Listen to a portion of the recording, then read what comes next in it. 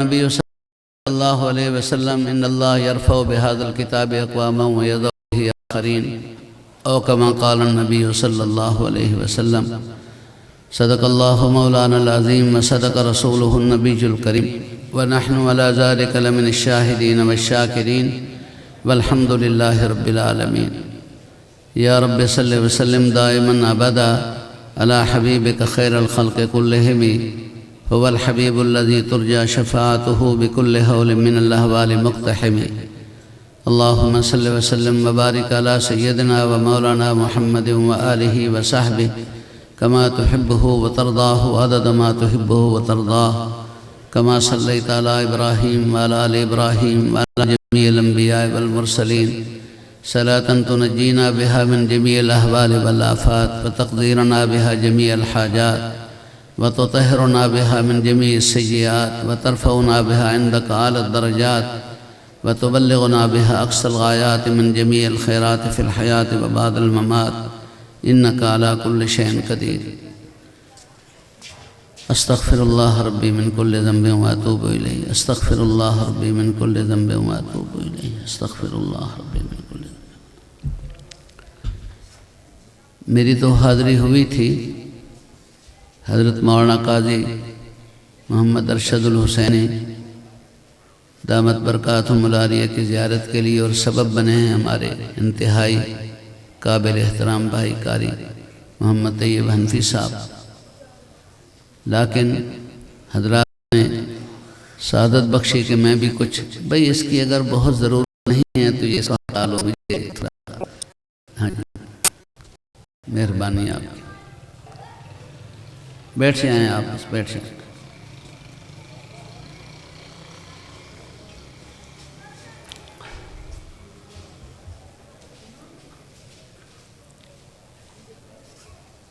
حقیقت یہ ہے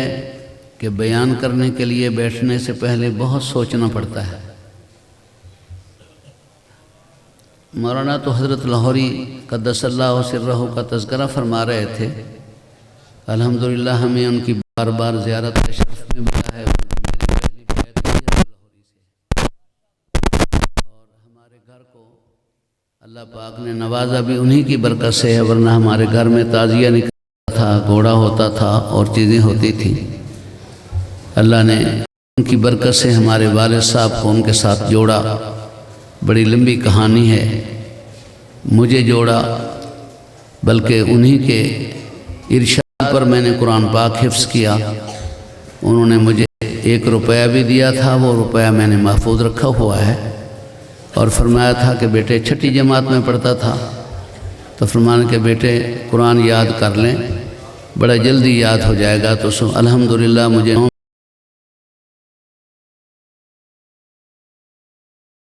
مہینے 11 دن میں نے قرآن پاک یاد کر لیا تھا تو واقع یہ ہے وہ فرماتے ہیں کہ بابو امام بن کے کبھی ذہن میں یہ نہ رکھنا کہ میں امام ہوں اور باقی پیچھے مقتدی ہے میرے نہیں ہم نے بہت دفعہ دیکھا ہے کہ بعض مقتدیوں میں اتنے پاکیزہ لوگ ہوتے ہیں کہ ان کے نماز پڑھنے کی وجہ سے پڑھانے والا امام بخشا جاتا ہے اور بیان کرتے وقت بھی کبھی یہ سمجھ کے نہ کرنا کہ میں کوئی بڑا عالم ہوں اور آگے خدا نخواستہ جاہل بیٹھے ہیں یا دیہاتی قسم کے لوگ نہیں بات سننے والے اتنے پاکیزہ ہوتے ہیں کہ اللہ ان کے سننے کی برکت سے بیان کرنے والے کو بخش دیتا ہے تو ہماری حیثیت ایک ڈاکیے کی ہے اور ڈاکیے سے یہ نہیں پوچھا جاتا کہ تمہاری قوم کیا ہے تمہاری برادری کیا ہے نہیں دیکھا یہ جاتا ہے کہ خط صحیح پہنچا رہا یا نہیں اور یہی سب سے بڑا مشکل کام ہوتا ہے کہ اللہ اور اللہ کے رسول کے پیغام کو اس انداز میں پہنچانا جس انداز میں اللہ اور اللہ کے نبی کی محنت اور ان کی رضا ہے یہ بہت ہی مشکل اور بڑا اہم کام ہے مجھے یاد ہے حضرت لاہوری رحمہ اللہ تعالیٰ فرمایا کرتے تھے کہ کبھی بیان کرتا ہوں تو ہر 5-7 منٹ کے بعد سوچتا ہوں کہ یا اللہ یہ بیان تیرے لیے ہی کر رہا ہوں تو اس لیے اس سعادت سمجھ ورنہ حضرت قاری صاحب زید تشریف فرما ہے بڑے علماء حضرت صاحب تو ویسے بھی بڑوں کے نسبت رکھنے والے ہمارے بزرگوں میں سے ہیں، ان کا بیان آپ سنیں گے، آپ کا ایمان تازہ۔ تو میں فقط صحبت کی برکات آپ کو بتلا دیتا ہوں کہ اللہ والوں کی مجلس میں صحبت جو ہے اس کے بہت زیادہ، حالانکہ آپ کو پتہ ہے کہ چاہے آپ مدرسے میں پڑھ رہے ہیں، چاہے آپ سپیکر وغیرہ یا ویسے اللہ والوں کی باتیں سن رہے ہیں، اس سے آپ کو جاننا حاصل ہو رہا ہے، علم حاصل ہو رہا ہے۔ اور جاننا مقصد نہیں ہے، مقصد جو ہے وہ جاننے کے بعد ماننا ہے۔ اگر کوئی آدمی جانتا تھوڑا ہے اور مانتا زیادہ ہے، اللہ کے ہاں اس کی بہت بڑی قدر و منزلت ہے بنسبت اس شخص کے کہ جو جانتا زیادہ ہے لیکن مانتا نہیں ہے۔ اس وقت بھی اسلام کو اور ایمان کو، ان کی تعلیمات کو جتنا یہود و نصارہ جانتے ہیں اتنا ہم خود بھی نہیں جانتے۔ اسی لیے وہ زبردست کمر باندھ کے مسلمانوں کے خلاف کھڑے ہوئے ہیں اور وہ کافی سارے معاملات میں کامیاب ہوتے نظر بھی آ رہے ہیں۔ دین جاننے کا نام نہیں ہے، دین جاننے کے بعد ماننے کا نام ہے۔ اور ماننا وہ فقط پڑھنے سے حاصل نہیں ہوتا، فقط بعضوں کی تقریریں سننے سے حاصل نہیں ہوتا، وہ اللہ والوں کی مجلس میں بیٹھ کر حاصل ہوتا ہے۔ اسی لیے حضور صلی اللہ علیہ وسلم ایوارڈ تقسیم فرما رہے ہیں، ہر جمعے کے موقع پر آپ سنتے ہیں، ارحم امتی بی امتی ابو بکر، اشدہم فی امر اللہ عمر، استقہم حیان عثمان، اقضاہم علی، عالمہم بالحلال والحرام معاذ بن جبل، افرزہم زید بن ثابت، امین حاضر الامت ابو عبیدہ بن الجراح، سیف من سیوف اللہ خالد، سیدہ شباب اہل الجنت الحسن والحسین، سیدۃ نساء اہل الجنت الفاطمہ، یہ سارے رسول اللہ صلی اللہ علیہ وسلم ایوارڈ تقسیم فرما رہے ہیں۔ لیکن ساروں کی پہچان کیا ہے کہ یہ رسول اللہ صلی اللہ علیہ وسلم کے صحابی ہیں۔ صحابی کا کیا معنی؟ انہیں نبی پاک کی صحبت کا شرف ملا ہے۔ علماء تشریف فرما ہیں، ہمارے استاد حضرت مولانا عبد المجید صاحب لدھیانوی بھی فرمایا کرتے تھے کہ علماء کی موجودگی میں بیان کا یہ فائدہ ہوتا ہے کہ انسان کی کمر بڑی مضبوط ہوتی ہے، کیونکہ پیچھے علماء بیٹھے ہیں۔ تو اس اعتبار سے میں عرض کر رہا ہوں کہ صحابی اور ساری دنیا جانتی ہے کہ ایک شخص نے ایک لمحے کے لیے ایمان کی حالت میں آقا نامدار کی زیارت کر لی، ایک لمحے کے لیے، اور فوراً اس کے بعد ایمان کی حالت میں فوت ہو گیا۔ ساری روئے زمین کے کتب، ابدال، محدث، مفسر، شمس العلماء، فخر القملاء، زبدۃ الحکماء، سارے مل کے بھی اس صحابی کا مقابلہ نہیں کر سکتے، اس لیے کہ اس کو نبی پاک کی صحبت کا شرف ملا ہے۔ اور صحبت کے اثرات غیر اختیاری ہوتے ہیں۔ کوئی نہ چاہے، کوئی میرے جیسا بے وقوف ذہن میں تہیہ کر کے جائے کہ نہیں جی میں نے اس مجلس کے اثرات لینے ہی نہیں، کوئی خدا کی جانب سے بھی اگر لکھا ہے تو وہ تو الگ بات ہے، ورنہ صحبت کے لازماً اثرات پڑتے ہیں۔ میں اپنی جیب میں پھول رکھ لیتا ہوں، پھول میں بھی عقل اور شعور نہیں ہے، میری جیب میں بھی نہیں ہے، لیکن خوشبو آنے لگ جائے گی۔ نہ میری جیب کا ارادہ تھا نہ پھول کا ارادہ تھا۔ میں تمباکو رکھ لیتا ہوں، نہ تمباکو میں عقل و شعور ہے نہ میری جیب میں، لیکن بدبو آنے لگ جائے گی۔ تو بالکل اللہ والوں کی صحبت میں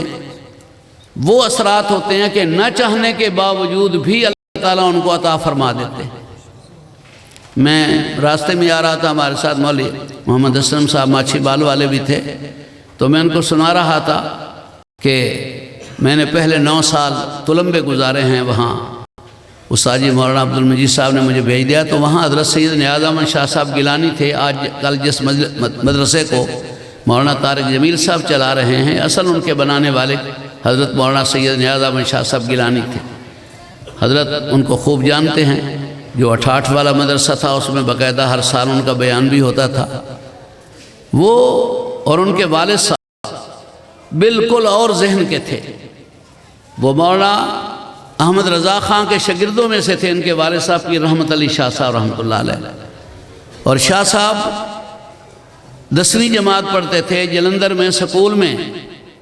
وہ نکر پہنے ہوئے جو کبڈی وبڈی میں ہوتی ہے، کھیل رہے تھے کہ اچانک شیخ الاسلام حضرت مولانا حسین احمد بدری رحمہ اللہ تعالیٰ کا گزر ہوا۔ تو ان کو بتایا کہ یہ پیر ہیں اور سید ہیں، تو یہ خود بھی چونکہ سید تھے، گیلانی تھے، تو دوڑ کے ان کو اسی حالت میں ملنے لگے تو فوراً گرنے لگے۔ تو حضرت بدری قدس اللہ سرہ نے یوں آگے ہاتھ کر کے ان کو اٹھا دیا۔ وہ ہاتھ جو سینے پہ لگا تو فوراً بے ہوش ہو کے گرے اور دو ہی لفظ کہتے تھے کہ لا الہ الا اللہ میں انہاں دے نال جانا ہے، لا الہ الا اللہ میں انہاں دے نال جانا ہے، لا الہ الا اللہ میں انہاں دے نال جانا ہے۔ والد صاحب کو بلایا گیا، جی آپ کا بیٹا یہ کہہ رہا ہے۔ انہوں نے آ کر سمجھایا، وہ پاگل، اس زمانے میں جیسے آج کل بھی پاگل لوگوں نے مشہور کروایا ہوا ہے بھی یہ جو اصل سنت پر عمل کرنے والے ان کو کہہ دیتے ہیں جی یہ وہابی ہے۔ پتہ نہیں وہ وہابی کون سی بلا ہوتی ہے، ہم نے تو ابھی تک آج تک پتہ چلا نہیں ہے، لیکن یہ ہے کہ کہہ دیتے ہیں۔ تو انہوں نے کہا کہ کمال ہے، یہ ان کے ساتھ میں آپ کو کیسے جانے دوں گا، سوال ہی پیدا نہیں ہوتا۔ انہوں نے کہا نہیں جی لا الہ الا اللہ میں تو انہاں دے نال جانا۔ بہت دفعہ جب کہا تو والد صاحب نے 2 تھپڑ رسید کیے تو وہ فوراً گر پڑے اور بے ہوش ہو گئے۔ بے ہوش ہونے کے بعد انہوں نے نبض دیکھی۔ اس زمانے میں ہر عالم دین وہ حکیم بھی ضرور ہوتا تھا، تو انہوں نے نبض دیکھی تو نبض جواب دے گئی ہے، کوئی نظر نہیں آ رہی۔ بڑے پریشان ایک حکیم صاحب کو بلایا گیا، انہوں نے کہا یہ تو فوت ہو گیا۔ تو بڑی پریشانی کے عالم میں وہ قاری اصغر صاحب رحمہ اللہ تعالی شیخ الاسلام حضرت مدنی کے خدام میں سے ہوتے تھے۔ انہوں نے ان کو کسی طرح پتہ چلا، حضرت تو کسی اور جگہ تھے، ان کو نہیں تھا کہ کیا ہوا کیا نہیں ہوا۔ انہوں نے کہا کہ بھائی حضرت اسے کسی طرح دعا کروا لو۔ تو روتے روتے گئے، جی میرا بیٹا یہ اور جو بے ہوش ہو گیا اور وہ کہتے ہیں کہ فوت ہو گیا۔ حضرت نے ہنس کے فرمایا نہیں، اس کے کان میں جا کر کہو کہ جو تو چاہتا ہے وہی ہو جائے گا۔ انہوں نے جا کر جو شاہ صاحب کے کان میں کہا تو شاہ صاحب بے ہوشی میں بالکل ٹھیک ٹھاک بیٹھ گئے۔ جب بیٹھ گئے تو مجبوری کے تحت انہیں پھر حضرت شاہ صاحب کو حضرت شیخ الاسلام کے سپرد کرنا پڑا۔ تو مولانا حضرت سید حسین احمد بدری قدس اللہ سرہ نے اس وقت اپنے جلندر سے آگے سال لدھیانہ ہے، پتہ نہیں حضرت نے دیکھا یا نہیں دیکھا، میں نے تو باقاعدہ ویزا لیا تھا چونکہ وہ سارے میرے استاد تھے۔ ہمارے باوڑ عبد المجید صاحب لدھیانوی بھی سلیم پور کے تھے، لدھیانہ کے ساتھ جگرامے والی تحصیل کے ساتھ وہ گاؤں ہے۔ میں وہ مسجد بھی ساری دیکھی ہے وہاں، بلکہ 3 دن میں رہا بھی ہوں وہاں۔ اور مولانا ابراہیم صاحب میاں چنو والے یہ بھی سلیم پور کے تھے، اور حضرت خواجہ خان محمد صاحب رحمہ اللہ تعالیٰ کے جو شیخ تھے مولانا عبداللہ صاحب، جن کے بیٹے حافظ عابد حسین عابد صاحب رحمۃ اللہ علیہ، وہ حضرت انہوں نے خلیفہ حضرت خواجہ خان محمد صاحب کا انہوں نے بننا تھا، لیکن قدرتی بات وہ پہلے فوت ہو گئے، تو وہ بھی سلیم پور کے تھے۔ تو انہوں نے جگرامے میں مدرسہ تھا مولانا علی محمد صاحب مولانا ابراہیم صاحب رحمۃ اللہ علیہ کا، تو شاہ صاحب کو وہاں داخل کر دیا۔ تو انہوں نے جلالین شریف تک وہاں پڑھا، اور مشکات شریف اور دورہ حدیث شریف حضرت مدنی کے پاس دارالعلوم دیوبند میں پڑھا۔ پھر اللہ نے اتنا نوازا کہ حضرت رائے پوری رحمہ اللہ تعالیٰ نے خلافت دی، اور سن 53 کی جب ختم نبوت کی تحریک ہے، بات لمبی نہیں کرنا چاہتا، وقت تھوڑا ہے اور میں خود بھی کمزور ہوں، تو اس وقت انہوں نے وہاں سرگودا میں ایک مکان پر چڑھ کر، اس زمانے میں کرفیو لگا ہوا تھا اور جنرل اعظم مر گیا ہے، اس نے بہت مسلمانوں کو شہید کروایا تھا بدبخت نے، تو اس کے حکم سے وہاں یہ تقریر کرنے لگ گئے، اور لگا ہوا تھا کرفیو لگا ہوا تھا، تو کرنل نے کہیں کہہ دیا بھی ان کو گولی مارو۔ وہ جو نیچے والا افسر تھا انہوں نے کہا نہیں جی یہ اللہ کا بندہ معلوم ہو رہا ہے، میں تو اس کو گولی نہیں مارتا۔ انہوں نے کہا چلو گرفتار تو کرو۔ تو وہ وہاں سے بھاگے اور اسٹیشن کے ساتھ ساتھ چلتے کیا 11-12 کلومیٹر پر ایسے فضل حسین شاہ کا نام تھا، اور یہی تھا کرتے تھے حضرت، اس نے ان کو جا کر پکڑا۔ یہ جس کو آج کل شاہین آباد کہتے ہیں، جہاں ایم عالم نے 5 جہاز بھارتیوں کے بدبختوں کے گرائے تھے، اور اللہ کرے اب بھی کوئی ایسی فوجی ہماری آ جائے کہ کم از کم ہمارے علاقے فتح ہو جائیں۔ تو اس شاہین آباد اس وقت میرا خیال ہے اس کا نام کوئی اور تھا، مجھے ابھی بھول رہا ہے، وہاں پکڑے گئے۔ جب پکڑے گئے تو تھانے دار نے فوراً ہتھ کڑی لگائی، اور ہتھ کڑی لگا کے لے جانے لگا۔ تو شاہ صاحب اکیلے ہی تھے، لوگ تماشائی تھے لیکن جاہل قسم کے لوگ، تو خود ہی نعرہ لگاتے ہیں ختم نبوت، اور خود ہی کہتے ہیں زندہ باد۔ سارے کہہ دو ختم نبوت زندہ باد۔ ہتھ کڑی ٹوٹ کے وہاں جا کے گئے۔ وہ ایسے چو بڑا حیران بھی کیا میرے سے غلطی ہو گئی۔ اس نے دوبارہ ہتھ کڑی لگائی تو شاہ صاحب نے دوبارہ جو ختم نبوت زندہ باد کہا تو ہتھ کڑی اس سے بھی دور جا گئی۔ وہ بڑا حیران ہو کر آخر اس نے ڈبل کر کے ہتھ کڑی لگائی، تو ہتھ کڑی لگائی۔ اب انہوں نے تیسری دفعہ جو کہا ختم نبوت اور خود ہی کہا زندہ باد،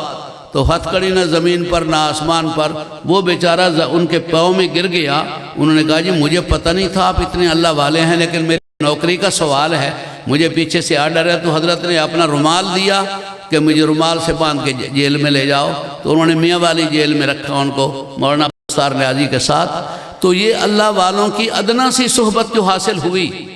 اس سے اللہ نے پھر اس کو مرد مجاہد کو پیدا کیا، اور یہ حضرات جانتے ہیں کہ اللہ نے جرأت کا امام بنایا ہوا تھا اس کو۔ تو حقیقت یہ ہے کہ اللہ والوں کی صحبت، یہ مولانا ارشد الحسینی کا تشریف لانا، حضرت قاری طیب صاحب کا تشریف لانا، ابھی مولانا بیان فرما رہے تھے، یہ اللہ والے اصل یہ آپ کو معلومات دے رہے ہیں، لیکن معلومات کو معمولات بنانا، علم کو کے سانچے میں ڈھالنا، وہ تبھی حاصل ہوگا جب اللہ والوں کی آپ کو صحبت ہوگی۔ وہ اللہ والوں کی اگر صحبت حاصل ہوگی تو انشاءاللہ اللہ کرشمہ جو ہوتا ہے، جیسے حدیث میں آتا ہے کہ رسول تشریف فرما رہے ہیں تو ایک سا دیہاتی آیا، رس الحیا بس الحالہ، بکھرے ہوئے بال، پراگندہ حال، تو رسول اللہ صلی اللہ علیہ وسلم سے پوچھتا ہے متی الساعۃ یا رسول اللہ قیامت کب آئے گی؟ تو رسول اللہ فرماتے ہیں عادت لہا، وہ بھلے مانے سے تو قیامت کے لیے کوئی تیاری کی ہے تو نے؟ تو تیاری کون سی کی ہے؟ تو روایت میں آتے کان نہ ہوا استانا،